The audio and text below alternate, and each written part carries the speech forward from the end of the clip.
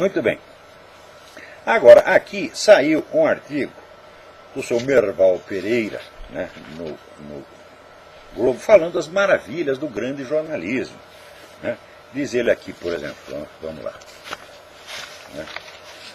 O jornalismo continua sendo o espaço público para a formação de um consenso em torno do projeto democrático. E os jornais ainda são a fortaleza maior do jornalismo de qualidade.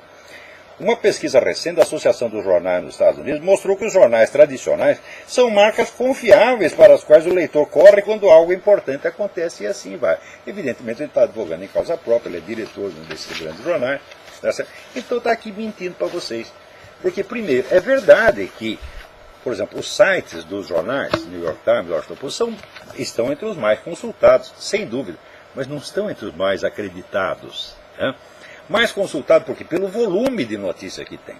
Então, quando tem uma novidade qualquer, é claro que a primeira fonte a que você recorre é a grande mídia.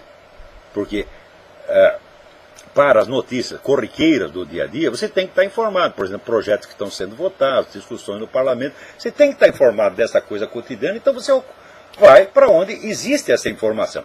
Mas, quando acontece algo de verdadeiramente importante, tá certo? Você vai procurar em outras fontes, porque você sabe que essas estão mentindo. Então, todas as pesquisas aqui nos Estados Unidos, mas todas, sem exceção, mostram que a confiança na grande mídia diminuiu e hoje está por volta de 30% dos leitores. Hã? Aqui, seu Merval, é claro que você não quer saber disso, né? Porque vai lhe fazer mal, vai colocar em dúvida, tá certo? A honorabilidade, a confiabilidade do seu próprio jornal. Mas eu recomendo que você leia o livro de John Sides, S-I-D-E-S, Why Americans Hate the Media and Why It Matters. Por que os americanos odeiam a mídia e por que isso é importante. É onde você vai ter algumas pesquisas que mostram que se a necessidade que você tem da grande mídia é inegável, a confiabilidade que se tem nela é mínima, mínima, mínima. Né? Então, agora aqui, para você ver como é a confiabilidade da grande mídia. O Washington Post faz aqui uma matéria, né, sobre a ascensão dos ditadores latino-americanos. Olha aqui que maravilha. Vai.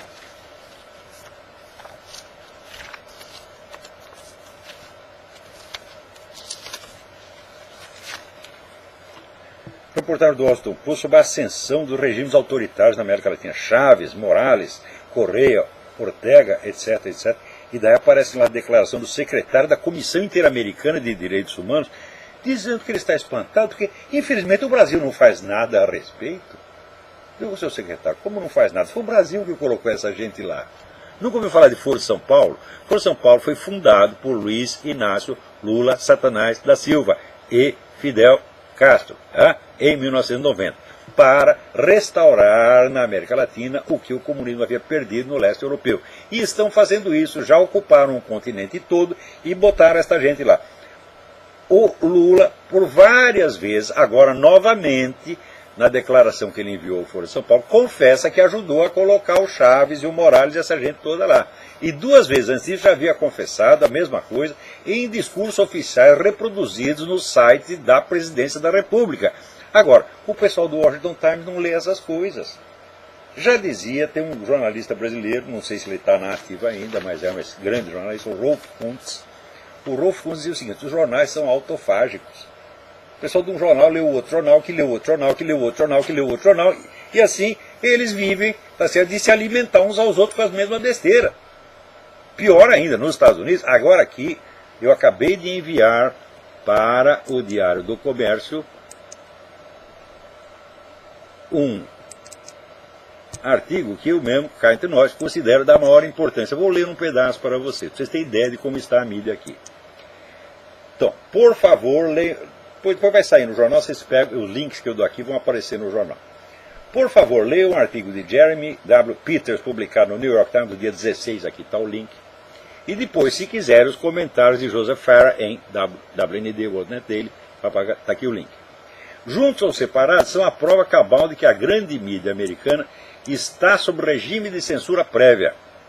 Praticamente nada do que se ouve de altos funcionários da Casa Branca se publica nos principais jornais e canais de TV sem ter sido antes aprovado, alterado ou totalmente reescrito por homens de confiança do presidente. Pior, o encarregado da censura não é sequer um órgão do governo, é o escritório da campanha eleitoral de Obama em Chicago. Que esse controle existia desde as eleições de 2008 era algo que se podia perceber pelo conteúdo uniforme, escandalosamente seletivo do noticiário, onde nenhuma linha que pudesse arranhar a reputação de Barack Hussein Obama era admitida. O que não se conhecia eram os mecanismos, os canais por onde a censura se exercia. A confissão de Peters decifrou o enigma. A central de propaganda obamista tem autoridade total para decidir o que o público americano pode ou não pode saber. Peters admite que não só os repórteres do próprio New York Times, como ele mesmo, mas quase todos os jornalistas incumbidos de cobrir os assuntos da presidência concordam com essa imposição. Uns por genuína cumplicidade, outros por medo de perder as fontes ou mesmo de ter seu acesso barrado nos órgãos da administração federal. Peters não escreve em tom de denúncia, mas, envolvido em palavras brandas, o conteúdo do que revela torna-se ainda mais explosivo. Então é isso, gente. A liberdade de imprensa acabou no país que ensinou liberdade de imprensa para o resto do mundo. Esse é um dos feitos do Obama. Então, quer dizer, o que não se pode falar, os assessores do Obama, que não são nem assessores presidenciais, é o pessoal da campanha dele em Chicago, meu Deus do céu. A mídia americana é governada desde Chicago. Como no Brasil, no tempo da ditadura, tinha lá que passar, né, as matérias pelo censor, mas o censor, pelo menos, tinha a hombridade de ficar da própria redação do jornal. Eu lembro que no Jornal à Tarde, onde eu trabalhava na época, o censor ficava sentado na portaria, que o Rui Mesquita não deixava o homem entrar. Um dia ele entrou na redação, o Rui Mesquita falou, sai todo mundo, nós saímos tudo da redação, o homem ficou sozinho lá. Então, mas ele arriscava as nossas matérias, né? Mas geralmente ele arriscava coisa que 3 ou 4 dias depois era liberado. E não estava, na época os milicos não estavam vetando matérias para favorecer candidato. Era questão de investigação, de guerrilha, de crime e tal, coisa perigosa, né? Então, se estavam certo ou errado de fazer isso, não sei. Né? Claro que às vezes houve também um ou outro corte feito indevidamente para proteger político. Aconteceu, mas como exceção. Mas aqui não. É sistemático, é todo dia. E é todos os grandes jornais, sem exceção. Veja que coisa. Né? Até o jornal que é tido da direita, que é o Washington Times, até aí também o pessoal vai lá e, né? Sim senhor, não é para publicar isso. Né? Então, o que acontece é que as coisas verdadeiramente substantivas não são publicadas, não são investigadas e simplesmente não são faladas. E é por isso que a confiança na mídia aqui baixou para 30%. Isso quer dizer que de 100 pessoas que leem jornais ou que leem os sites dos grandes jornais, porque todo mundo é obrigado a ler de alguma maneira, tá certo? Por exemplo, se você quer saber, né, cotações da Bolsa de Valores, onde você vai procurar? Ou você vai no Wall Street Journal, ou vai no New York Times, né? Você não vai procurar no jornal da sua cidade. Você não vai procurar num site como o NetDaily ou como Mídia Sem Máscara, mas ele não publica isso. Se você quer saber os resultados do Turf, quer saber se o seu cavalo ganhou, você não vai procurar no Mídia Sem Máscara, nem no NetDaily, você vai no New York Times, porra. Então, este tipo, quando é serviço de utilidade pública geral, né? Então, que filme está passando em que cinema? Que hora que vai ser tal programa na televisão? Para tudo isso você precisa da grande mídia. Mas quando se trata de notícia substantiva, não, meu filho. Por exemplo, veja, até agora nenhum desses grandes jornais falou uma palavra sobre os documentos sumidos, documentos sonegados do Obama, que é uma coisa impressionante. Quer dizer, o homem mais famoso do país, o homem que manda no país, continua sendo desconhecido, porque os documentos dele continuam lacrados a 7 chaves. Aqueles que foram revelados, logo se revela que é fraude. A comissão do Arpaio provou materialmente que a certidão de nascimento do Obama e o seu certificado de alistamento militar são fraudes. São coisa forjada em computador. Né? Vê se alguém fala disso. Não, eles vão falar, é o seguinte, vão tentar matar o carteiro. Eles não discutem as provas materiais. Eles discutem, esse investigador, o Michael Zullo, ele fez isso porque ele vai ganhar um dinheiro com o livro que ele vai publicar a respeito. Fala, qual é o problema? Você não ganha dinheiro vendendo jornal? Ademais, o Michael Zullo não vai ganhar dinheiro porque ele está escrevendo um livro, mas ele já doou antecipadamente para uma instituição de caridade tudo que ele possa ganhar. Então não vai ganhar um puto tostão. Não recebeu um puto tostão para fazer a investigação e não vai ganhar dinheiro com o livro. Agora, olha aqui. Coisas que estão faltando, documentos que estão faltando. que todos os presidentes e candidatos sempre apresentaram tudo. O Obama vinha falando de transparência, quando é o cara mais opaco, ele é um muro de chumbo, ele é a kriptonita, porra. Olha aqui o que está faltando. Não é coisa da vida particular dele, da vida particular também falta, como agora apareceu essa misteriosa aliança no tempo que ele estava lá em Harvard, muito antes de conhecer a tal da Michelle. Então, tem 2 casamentos, não sabemos. Não sabemos se o cara casou 2 vezes, não sabemos se o pai dele é pai dele, sabemos que ele nunca morou com aquela mulher nem um único dia. E que, ao contrário, o Frank Marshall Davis, que era um líder comunista, morou sim. E tem foto da mulher pelada na casa do Frank Marshall Davis. Então não se sabe mais quem é o pai do Obama, meu Deus do céu. Não sabe quem é o pai do Obama, não sabe quem é o Obama, não sabe quantas vezes casou, não sabe merda nenhuma a respeito do cara, porra. E, no entanto, você tem que confiar nele, porque se você não confia, você é racista. Então, olha o que está faltando. Os papéis dele do tempo do Senado. Ele foi senador por Illinois. Por vários anos, eu não sei quantos, tá certo? E nada do que ele fez no Senado se pode saber. Sumiu tudo. Então, é carreira pública privada, carreira pública secreta. Os papéis acadêmicos dele, todo mundo diz, se ele teve uma carreira acadêmica brilhante, fala, bom, então me mostra a tese, me mostra algum trabalho que ele tem escrito lá. O que apareceu foram 4 páginas, que foram divulgadas pelo... Agora esqueci o nome do cidadão.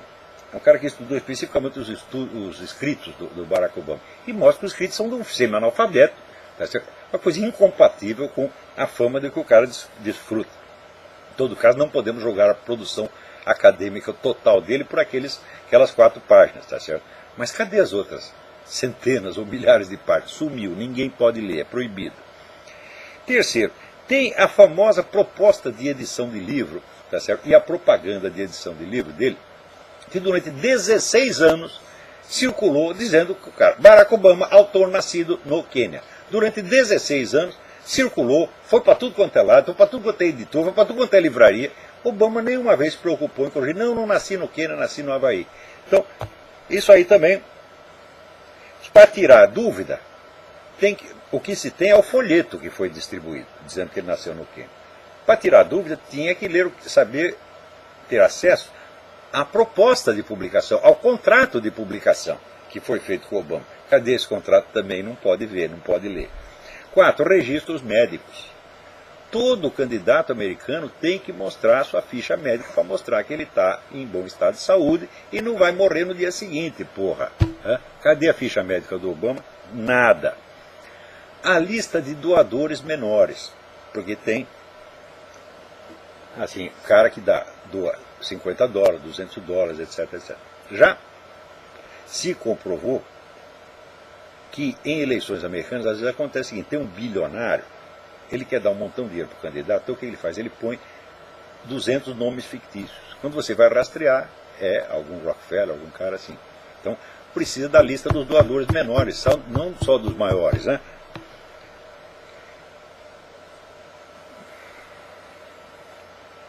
Terceiro, o Obama participou de uma festa para o radical palestino Rashid Khalid, onde ele fez um discurso inflamado, radical, anti-americano.